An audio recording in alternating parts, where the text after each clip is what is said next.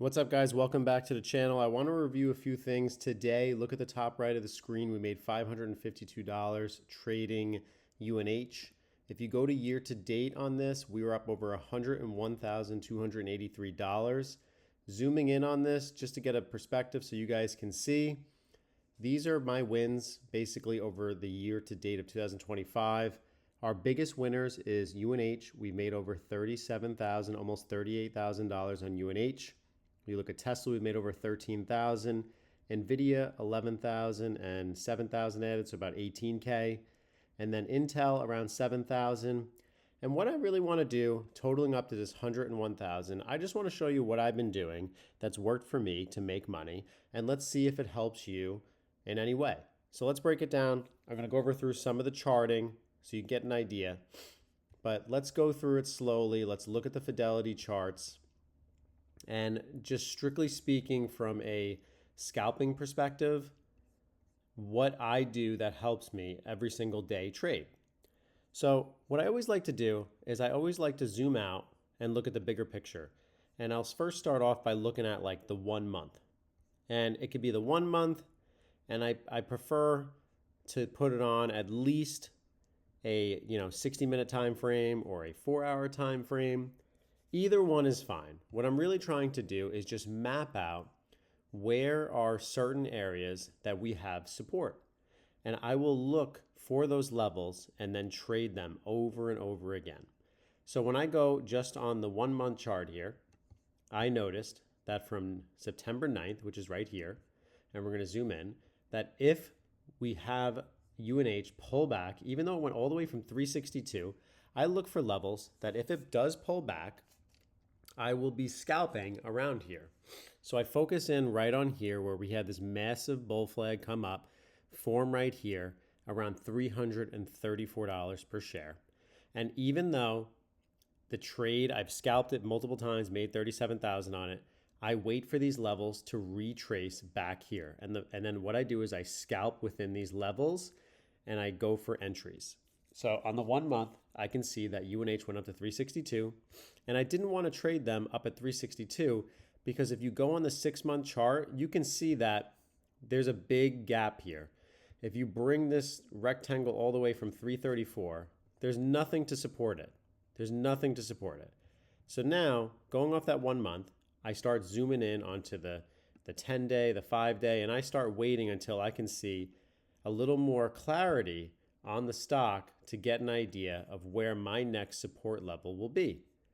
So now that when I zoom out and I go to just the 5-day chart, I see that UNH is pulling back from 362 all the way back down to these levels around 336, 337. I start saying, okay, it pulled back a good 7-8%. It's going to the areas where I saw previous consolidation a month ago. And I can see on the last 5-day chart that we had support around this area right here. So you will see, let me just bring up the circle so everybody can see it. And I apologize for the Fidelity X-Trader Pro is very slow at this, but you can see here we had support around $338 per share. And as it sells off, I'm waiting to see from 362. It's the first time it got down here. Okay, we had support over here. So the next time it goes here, I'm going to be looking to be entering this position. So it sells off down here, and then right around here, we have multiple touch points proving that, hey, 336 to 338 is an area that buyers are entering. And if this level were to fail, that is my stop loss. So looking at this, I have been scalping it the last couple of days. And when it goes back to 338, I am buying this entry. So yeah, I bought this here at 338, stopped out, took a loss over here at 336. It breaks through. And then what does it do right in here? It retests it again. And the next day I trade it again. And I buy when it goes to 338 again. I scalp it again when it goes to 338 again. And look at the points that you can get. I mean, this is, if you're looking at the movement, you are getting decent movement from here. I mean, you're getting a 338 to up to 342, 4 points to scalp. So now I can do the same thing looking at other stocks. When I move out in the 2-day, I just look for that level 338. If it breaks through there, I am looking to either go short on it if it cannot hold that level. I'll do another example for you. Let's look at Tesla. Reviewing Tesla, what I've been doing is I look at the last, you're going to notice it's a very repetitive. I'm going to look at the last 6 months on this chart. And when I look at the last 6 months on this chart, hold on, this looks terrible. Let me just fix the image for you. When you go to the last 6 months, it is pretty clear that if Tesla was to break certain levels, it'll continue going higher. Or on the flip side, for support levels, what I was doing was entering where I could see that there were support levels. So when I bring up the 6 month chart, I could see that we had resistance on this chart right here. Looking right here, there was a topping tail right there. I can see right here that there is resistance. It is rejecting this 293 area to 295, showing respect that this is resistance. The next time it breaks it, I'm looking to enter. So zooming in, you start to notice patterns on a long-term trend, and the more patterns that you see that there is support, it will give you an idea that, hey, maybe if I buy in these zones, I can scalp these or try to swing trade them. So now I'm going to zoom in on the 3 month, and you will see one of these patterns. This is where we get a more defined picture that it went down 293 all the way down to 282, and then here it caught again around this 293. And I use these patterns and I keep continuing to zoom in, and then I scalp off of those trades. And you can do that off of any stock that you trade. You just have to be very disciplined and look out for where is their entries and stop losses. Look where they're struggling. Look at the big picture. Look at the 6 month chart. Zoom out. It's very easy to gain that access to say, okay, at this level, we were having resistance. At this level, we are having support. Nike is a great example that at $80 per share, it is going to reject. And until that motto changes, you are going short at $80. Until it breaks $80 and then retests $80 and goes up, then it will turn into support. But these two levels are topping tails.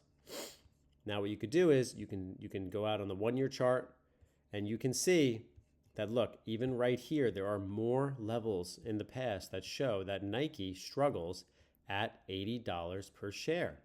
So when I'm trading Nike, if I'm looking to trade options and buy puts, I just be patient and I wait for these levels.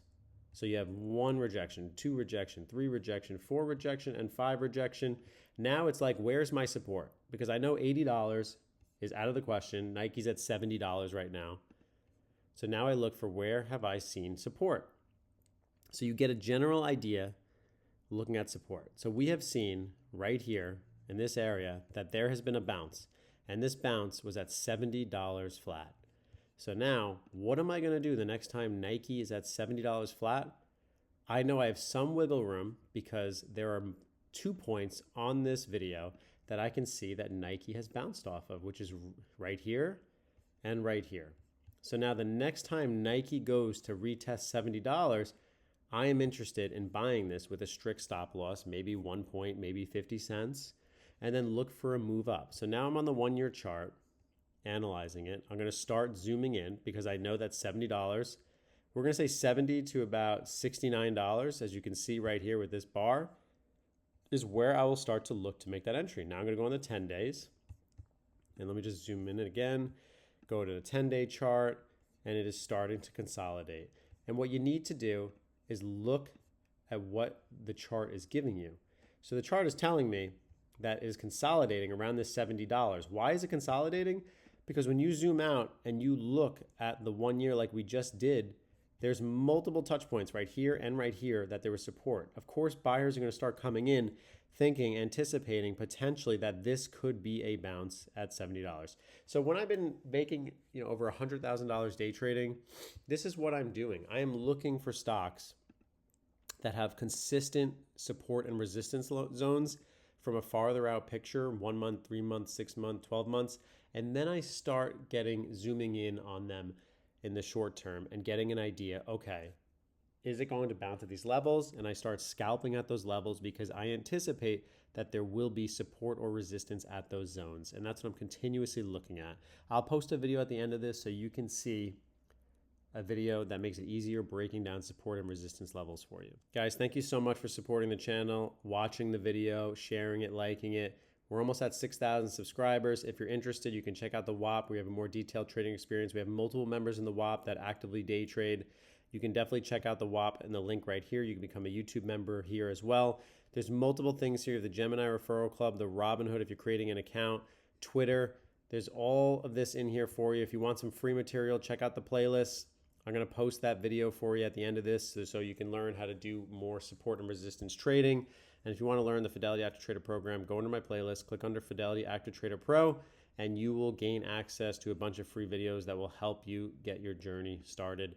So definitely looking forward to it. And check out my popular videos on how to set up automatic investments on Fidelity, FSELX, the semiconductors, the Fidelity High Dividend ETF, FDVV, and much more. Appreciate you guys tuning into the channel, and I appreciate you liking and subscribing.